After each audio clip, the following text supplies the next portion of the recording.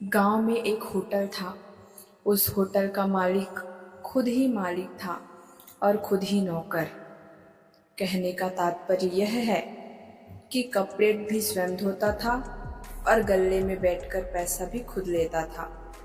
कभी तो वह गादी में बैठे दिखता था, तो कभी ग्राहकों को नाश्ता परोसते हुए, कभी स्वयं ही जूठे प्लेट उठाते हुए, तो कभी जूठे प्लेट धोते हुए।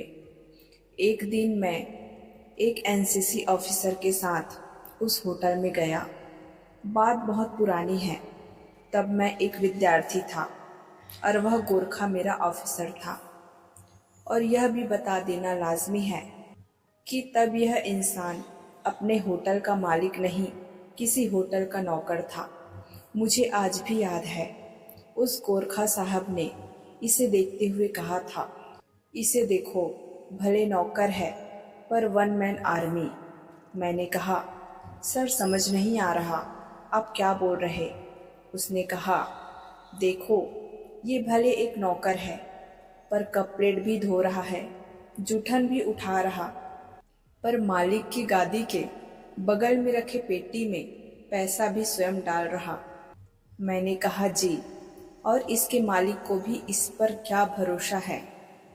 गोरखा साहब ने तब बहुत बड़ी बात कही, मालिक को इस पर नहीं, इसके मेहनत और ईमानदारी पर भरोसा है। वक्त के साथ वही नौकर अपना खुद का होटल खोल चुका था। आज भी वह वन मैन आर्मी ही था, पर अपने छोटे बेटे को लेकर बड़ा चिंतित रहता था। गुरुदेव, एक अनपढ़ का सबसे बड़ा सपना क्या होता है? एक दिन मुझसे पूछा। मैं निरुत्तर था, इसलिए कि मैं अनपढ़ नहीं था।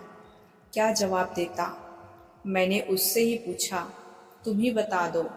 उसने कहा, मेरा बेटा अनपढ़ ना रहे।